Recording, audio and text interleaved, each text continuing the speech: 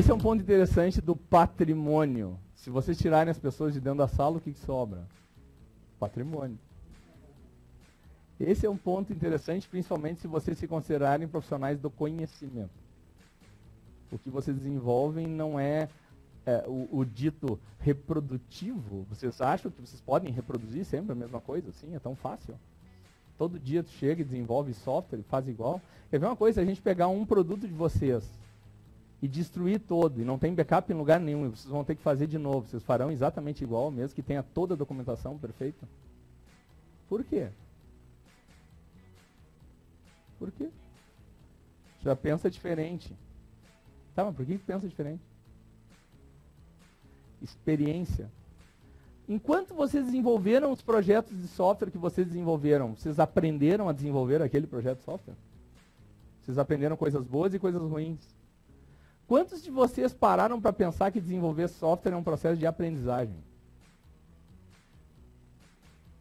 O conceito de fábrica é muito estranho no desenvolvimento de software. Por isso que a cultura agilista ela vem e ela começa a criticar muito. O conceito de fábrica, aquele de homem-hora, de começa a... Outro dia eu fiz um post, quase me mataram, né? O pessoal de RH. Um monte curtiu, mas uns me mataram. Que a empresa que eu trabalho hoje, a área de RH, às vezes, tem uma turma lá que fala headcount, né? Qual o headcount da tua área lá? Quantas pessoas existem lá dentro? Eu digo, gente, quem fala headcount é criador de gado, né? Que conta a cabeça de gado.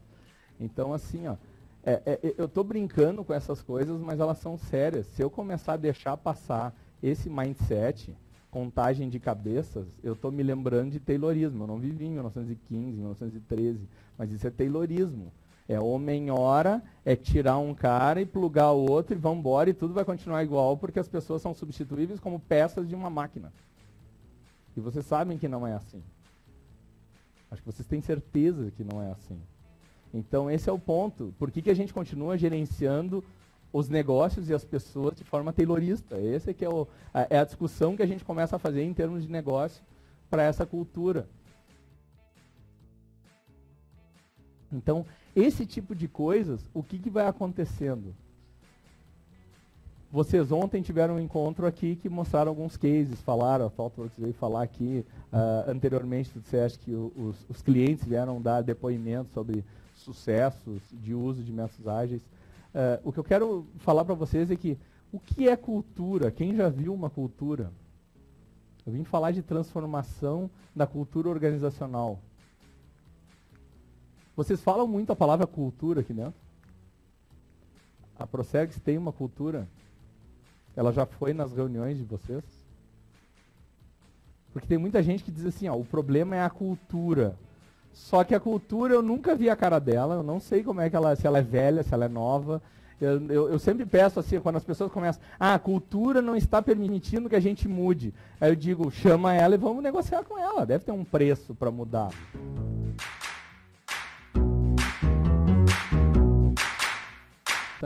Então assim, ó, como posso transformar uma cultura?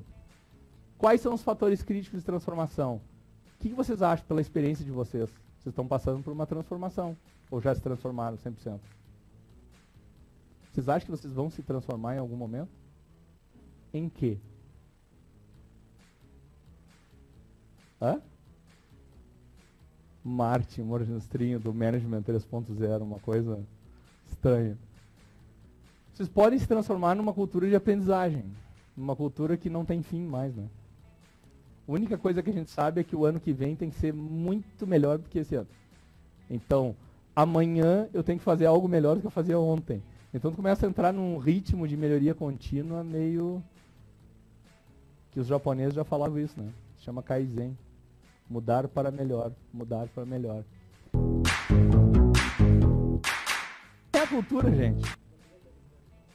Quem é? Pois é, mas agora vem um ponto assim, ó. Quem é a cultura? Quem é a cultura? Quem é a cultura? Vocês, qual é a cultura da tua sala? Posso lá ver isso? É mensurável? Eu vejo? Eu consigo andar por lá e vejo? Esse é um ponto interessante. Uma vez teve um caso desse que a cultura não permitia rodar Scrum, métodos ágeis em geral. E aí, teve um cara lá, um analista, gestor também, que eu brinquei com ele. Isso aí foi 2006, por aí. Eu disse assim, qual a cultura da tua sala, do teu time, naquela sala lá? E ele olhou e disse assim, pois é. Depois eu fui encontrá-lo mais tarde. Ele disse assim, sabe que a gente começou a implantar Scrum lá, nós, só na sala, ninguém sabia. A gente tinha as demandas nossas, a gente trabalhava daquele jeito. Eu disse, o que aconteceu? A gente ficou ocioso, tempão, porque a gente terminava rápido as coisas, a gente entendia o problema rapidamente, a gente resolvia o problema. Foi melhor de trabalhar. É uma pena porque a gente não conseguia disseminar isso. Então aí começa o ponto que eu mostrei para vocês ali, 5 cases. Como é que eu posso começar a hackear uma cultura organizacional? Hackear uma cultura organizacional. Já pensaram nesse termo? É perigoso isso. Hackear uma cultura. Olha só, tem livros sobre isso, tá? Eu posso, primeiro, eu preciso conquistar um sucesso. Um case de sucesso. E aí vamos usar as piadinhas bobas ou analogias. Não adianta botar ovo, tem que cacarejar bem alto. Tá? Depois conseguiu um case de sucesso, esse ponto, vá para o segundo case de sucesso. E cacareje alto. Quando chegou no terceiro, tu já começa a ter uma rede. Dizem que 3 pontos se fixam melhores do que 2, né? Tanto não tem banco de 2 pernas, tem de 3 pernas. 3 pontos se fixam melhores. Aí tu já começa a falar entre si. Aí quem não está no time ali, nesse sucesso, gostaria de entrar no sucesso. Só que na cultura agilista, venham todos. Vira meio religiosa a coisa, assim, né? A gente quer mais seguidores e mais cases e vai mostrar mais sucesso, e o sucesso traz sucesso. Então é esse ponto, a gente precisa ir atrás de resultado, é isso que eu queria dizer. Atrás de resultado. Então por que mudar? A gente precisa melhorar os resultados e torne claros quais são os resultados. O que vamos mudar? Aí vem a ponto. Vamos mudar tecnologia, vamos mudar pessoas, vamos mudar processos. O que vocês acham que a gente tem que mudar? Depende do quê? Que tipo de contexto precisaria de uma coisa ou outra? Pega um exemplo de um contexto e me diz.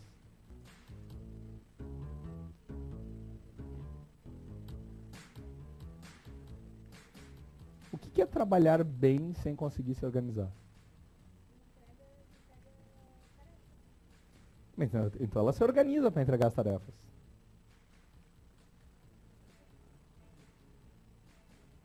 Olha só, o que é o organizar? E segundo, que entrega tarefas. O que significa entregar tarefas? Eu não me motivo em nada entregando tarefas. Eu me motivo mais entregando produtos que transformam o negócio.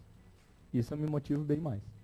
Então, assim, o que precisamos mudar? Nunca vi, comecei a analisar muito isso, alguma transformação que só mexa no produto, tecnologia, sem afetar o processo.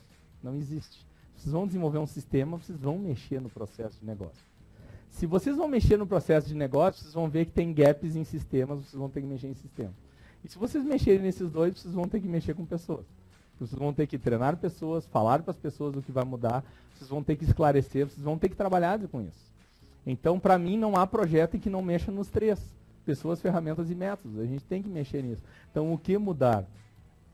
No início lá do Lean. Lean é sistema de gestão enxuto, né? Veio da Toyota, modelo Toyota. No início, eu, Daniel Wildt, o Guilherme Lacerda, não tinha isso. 2006, 2005, a gente ia na indústria automobilística fazer treinamento mesmo para tentar entender e traduzir. E teve uma palestra que eu assisti uma vez, foi muito interessante, só que é meio radical o que o cara falou lá. Ele disse assim, mudança, ou muda ou dança. Esse é o ponto básico. Eu acho muito comando-controle essa visão. Do tipo, muda para o que eu quero. Agora assim, gente, esses são os resultados que a gente está tendo hoje e os resultados que a gente quer ter. Por que a gente vai manter isso? O que nos impede de mudar? O que pode? O que precisa ser feito? Fortaleça o time. Dê propósito à equipe. Dê autonomia para eles pensarem. Se vocês confiam na competência das pessoas, confiem na competência delas para discutir, para ir conversar, chamar pessoas, para melhorar isso. Não tem medo do erro, mas erre rápido. E corrija mais rápido. Como mudar? Muita gente não sabe. A figura do coach surge muito nessa cultura agilista, porque não ter medo do erro é legal se tu tem alguém para te suportar ali, dar suporte ao erro, à mudança, à correção rápida. Esse é o ponto. E esse é o ponto do como também eu acho legal, não sei se vocês já se deram conta, só atletas amadores é que não tem coach, né? Todo profissional tem um coach. O difícil talvez é achar o coach adequado para o que está fazendo. Onde mudar? Quanto mudar? Quem mudar? Tá? E o 7 do 5W2H, quando vamos começar a mudança? Aí o meu chefe lá, o diretor-geral de televisão, lá, que seria o vice-presidente de televisão, ele sempre diz assim, cara, se vocês já sabem o que é para mudar e tudo, o que você está esperando? O que está faltando? Então é esse ponto básico, assim, você já sabe, vai lá e muda. Você está esperando quem? Um amém de alguém? Um ok, pode ir, uma autorização? Faz! Então esse é o ponto básico. Mas o mais legal que eu vou abordar um pouco aqui nesse final é querer mudar. Esses aqui são os princípios do Manifesto Ágil. Eu sei que tem um monte de texto, mas eu queria perguntar assim, ó, todos sabem isso aqui? Mesmo assim, está no sangue? Eu vou fazer uma leitura rápida e eu peço encarecidamente, olha só, encarecidamente, que tenham transparência e digam assim, ó, eu acho que isso é ruim. Digam, por favor, mesmo, tá? Nossa maior prioridade é satisfazer o cliente através da entrega contínua e adiantada de software com valor agregado. Quem acha que é ruim isso? Entregar software continuamente e o mais rápido possível, software de valor agregado que satisfaça o cliente. Meio óbvio, né?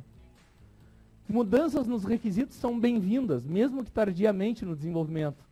Processos ágeis tiram vantagem das mudanças, visando vantagem competitiva para o cliente. É ruim isso?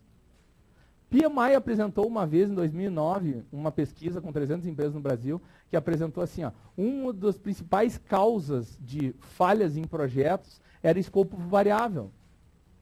Aí eu tive a chance de palestrar 2 vezes no PMI aqui, em Minas Gerais, bem nessa época, e eu disse assim, gente, o problema é o escopo que é variável ou vocês que não têm a capacidade de lidar com o escopo variável? Os processos de vocês são rígidos. Se a gente trabalhar com um processo flexível, a gente lida com o escopo variável. Então não bote a culpa no ambiente. Culpa é assim que não tem capacidade de lidar com o escopo variável.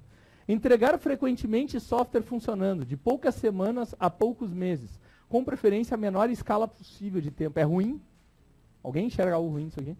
Pessoas de negócio e de desenvolvimento devem trabalhar diariamente em conjunto por todo o projeto.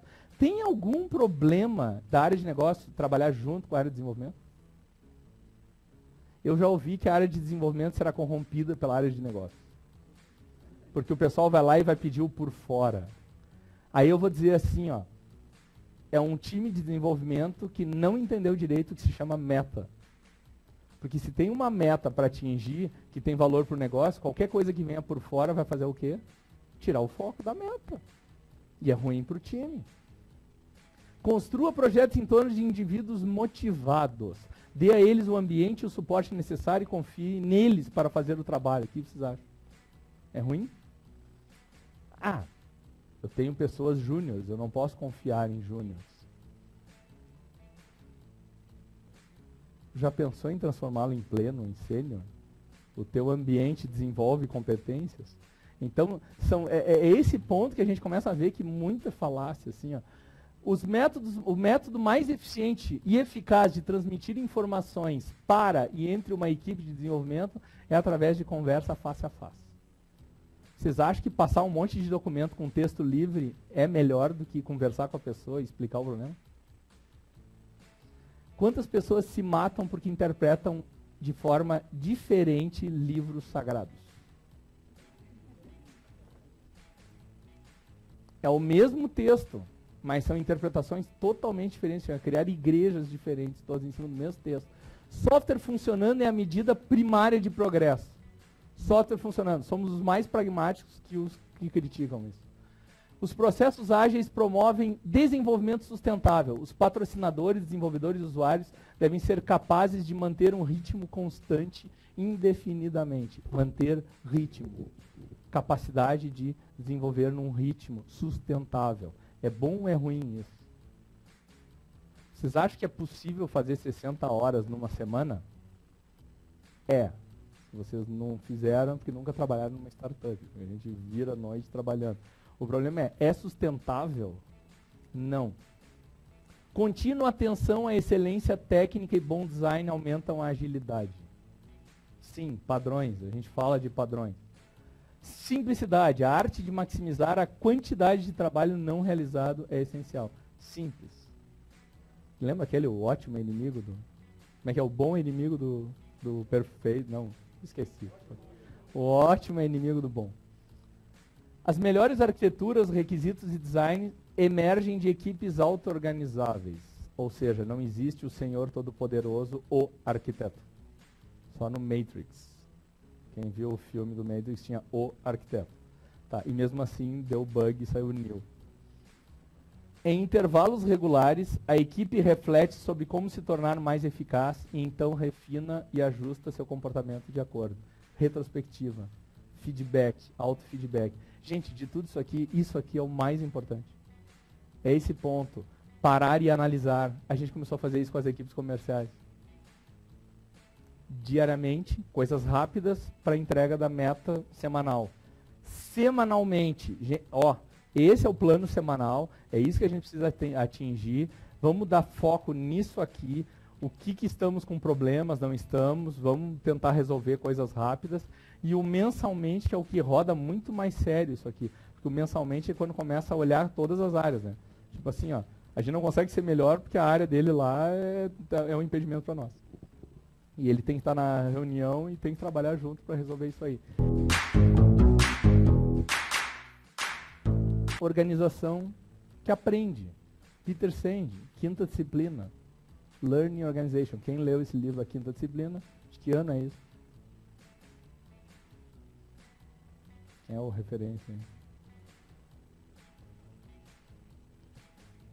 Você não me lembra, mas é anos 90, acho. É anos 90, a Quinta Disciplina é anos 90 do Peter Senge. Learning Organizations. Aí tem um livro chamado Radical Management, do Steve Denning, que ele diz assim, ó, pô, eu com meus 70 anos de idade, ele é consultor, ele era diretor da área de gestão do conhecimento do Banco Mundial, e hoje muito coaches, executivos e tudo, e ele diz assim, eu não acreditei quando eu fui ver com os meus 70 anos de idade que eu ia aprender muito de gestão com um bando de nerd, falando de métodos ágeis. Ele estava em 2001 no Agile de Salt Lake City, eu conheci, tive o prazer de conhecê-lo pessoalmente, que eu me candidatei a facilitador lá da workshop dele. E fora de sério, assim, o que ele trabalhou muito, que ele estava mostrando, agilistas resolveram botar em prática o que o Peter Drucker falava lá com profissionais do conhecimento. Peter Senge falou de organizações que aprendem. Então, muita gestão do conhecimento, por isso gestão à vista, inspeção e adaptação, é aprender onde está o risco, resolver, eliminar o risco. E aí, gente, vocês vão ver assim, ó, vocês se permitem desenvolver novas capacidades porque vocês acreditam e dão valor a isso. Vocês vão observar que mesmo vocês tendo conhecimento e o desenvolvimento da habilidade para fazer o que precisa ser feito, vocês vão ver que algumas atitudes não aparecem. Vocês não colaboram, alguns times não colaboram, alguns times não param para fazer retrospectiva, entender como ser melhor. Vocês vão ver que existem ainda comportamentos danosos, mesmo sabendo, tendo conhecimento e tendo habilidade para fazer. Aí vocês vão descobrir que estamos falando do mundo das crenças e valores. E aí vem um ponto interessante. O que acreditamos e o que damos valor. Eu acabei de dar um exemplo antes. Diga-me como tu me medes e tu vais ver como eu vou me comportar. Não que eu não tenha capacidade de mudar, mas você me mede de um jeito, é o que você está dando valor, é assim que eu vou me comportar. Mesmo que eu tenha a capacidade de fazer o contrário. Então, eu já começo a dar uma dica do seguinte. Para mudar um comportamento é mais fácil desenvolver uma nova capacidade. Se não está funcionando, talvez eu precise falar de crenças e valores. Aí eu vou começar a mudar capacidades ou permitir o desenvolvimento de novas capacidades. Por exemplo, agora valorizamos sim os experimentos. Errar não é ruim, o problema é persistir no erro. Estamos tornando claro que isso é a nova regra, estamos valorizando isso. Quem continuar fazendo, tendo o mesmo comportamento, está fora do jogo, está fora da batida. Então, tornar claro isso. Agora o jogo é outra regra. Então, esse é o ponto aqui. Será que o cara não tem capacidade de perceber isso, de se adaptar a esse novo jogo? Ou realmente ele não quer, vai contra os princípios dele? Aqui que a gente começa a ver o seguinte, ó. Se aqui ele não tem capacidade mesmo, talvez ele não sirva para o que a gente está querendo. Na iniciativa privada é mais fácil de lidar com isso, né? A área pública não. Mas na iniciativa privada é mais fácil. Agora, valores. Pô, o que ele valoriza? Por que ele não quer? Aqui é o famoso mexer no meu queijo. Aquele título de livro lá para dizer assim, ó, não mexa no status quo, tudo está bem. Mesmo que a empresa esteja mal, eu estou bem. E é o que importa. Eu estou bem. Só que aí a gente começa a ver que na redução dos estoques, na redução dos ciclos, você será visto. Não adianta eu estou bem, não dá mais. Acabou aquele tempo de, como dizia um amigo meu lá, estratégia de cambojano lá na época do... Cambojano não, mas do Vietcong lá. Né? Piada mórbida, não mórbida, mas infame. Mas o que era? Pô, a tropa vai passar, ele deitava no rio, botava um canudinho e ficava ali, só respirando, esperando passar.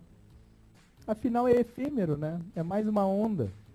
Vem, depois vai embora. É sempre assim. Não vai acontecer, porque o rio secou. Esse é o ponto. O rio secou, não adianta. As coisas, os ciclos são curtos, o rio secou. Então não tem onde tu te esconder eles. É isso que a gente começa a observar em gestão de pessoas. É prova mesmo, chegou a hora do teste mesmo, vai ter que ser. E aí, crenças e valores, a gente tem que ver o quanto nos limita fazer essa mudança. Então a gente começa a ver o seguinte, ó, se eu for falar de crenças e valores ágeis, vocês vão ver que o Manifesto Ágil diz isso, né? Indivíduos e interações são mais valiosos que processos e ferramentas. Para mim não dizia nada para o pessoal de negócio. Quando eu comecei a dizer assim, ó, os processos e ferramentas que a gente defende devem fortalecer os indivíduos e estimular a colaboração. Esse é um ponto interessante, é escrito dessa forma, a gente começou a mudar um pouco isso. Software em funcionamento tem mais valor que documentação abrangente. Para televisão não fez sentido nenhum, né? Software em funcionamento. Preferimos ver resultados concretos de valor do que cartas de intenção ou justificativa de fracasso. Tá? Colaboração com clientes tem muito mais valor que negociação de contratos. Interagir e colaborar com clientes, audiência e partes interessadas, isso aqui foi escrito como a gente escreveu lá, é a essência da nossa proposta de valor. Tá? E responder à mudança é mais valioso que seguir um plano. A gente colocou os nossos planos, a gente planeja assim, os nossos planos são feitos para nos adaptarmos às necessidades e mudarmos em função da aprendizagem.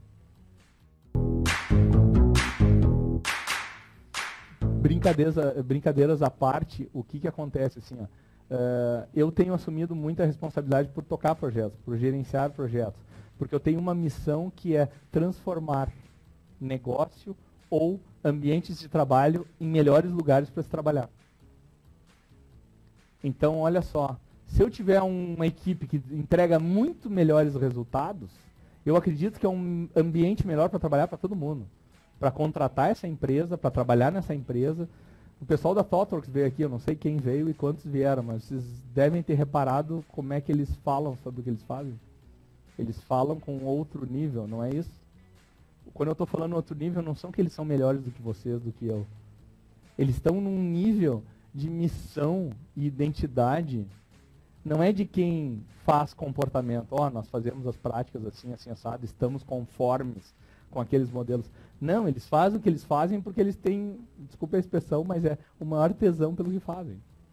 Você está concordando? Porque eu nem estava aqui e sei que a maioria faz isso. Eles passam por uma lavagem cerebral dentro daquela organização, daquela empresa, para ter isso mesmo. E esse é um espírito agilista mesmo. Então vocês vão ver assim, ó, qual é o nosso verdadeiro papel diante da sociedade. Estaria nossa missão pessoal diretamente ligada a esse papel.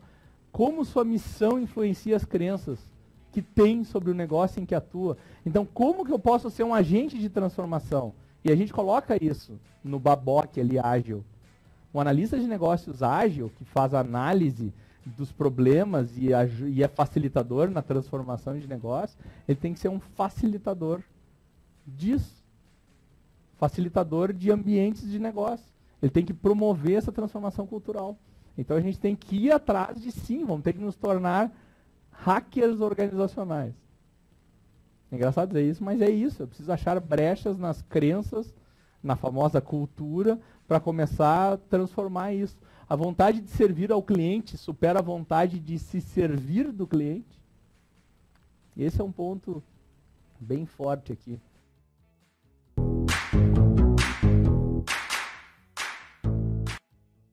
O ideal, o propósito. 3 fatores lideram, tá? Para melhor performance e satisfação pessoal.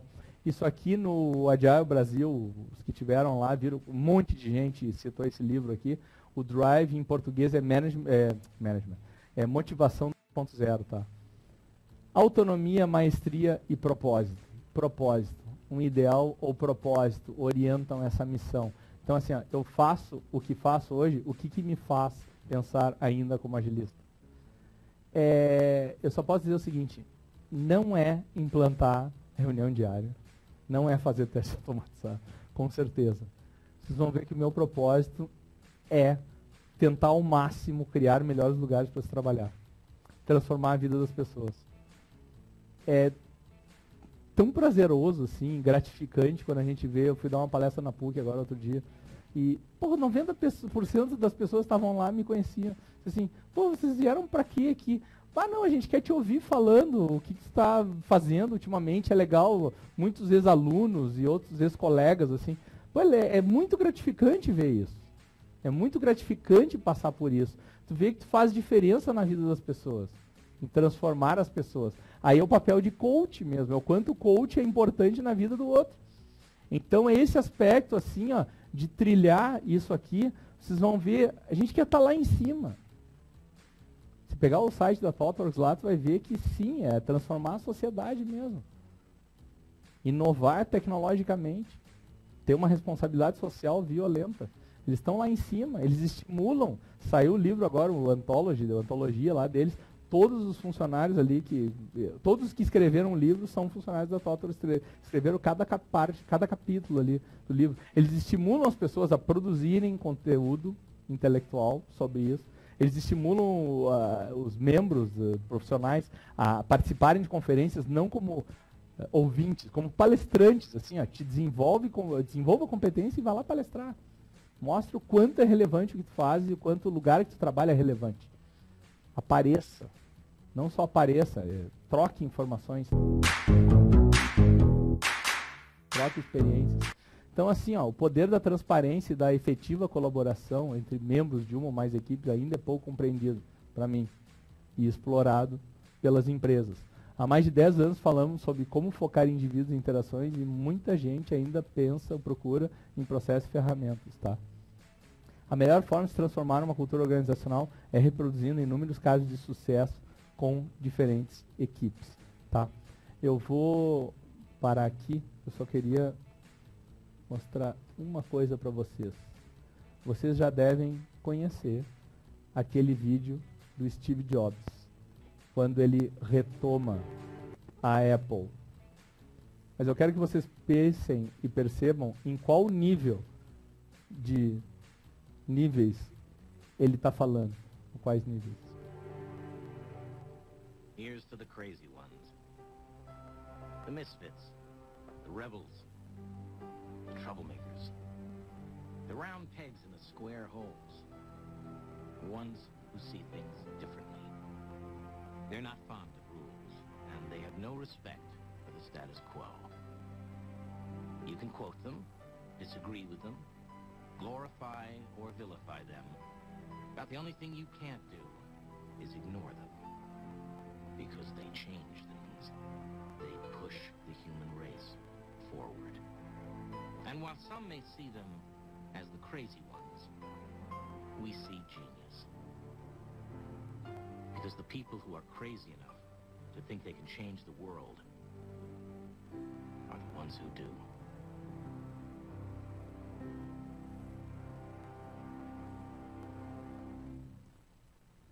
pensar diferente pode ser só uma capacidade de pensar diferente, né?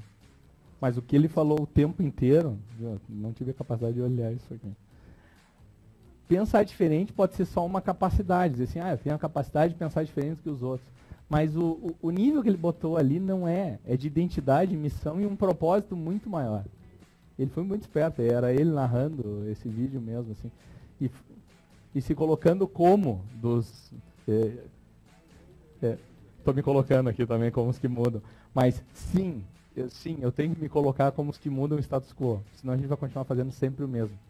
Então essa assim, a mensagem final que eu daria é aquela mensagem, apareceu o Gandhi ali, né? Seja a mudança que tu quer que aconteça no mundo, né? Mude a si próprio, começa a contribuir nesse ponto.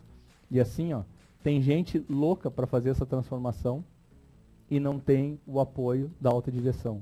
Então, aproveitem essa chance, essa oportunidade de serem pessoas melhores, times melhores e uma empresa melhor, assim, ó, case, referência. Tá, gente? Obrigado. Desculpe o tempo aí.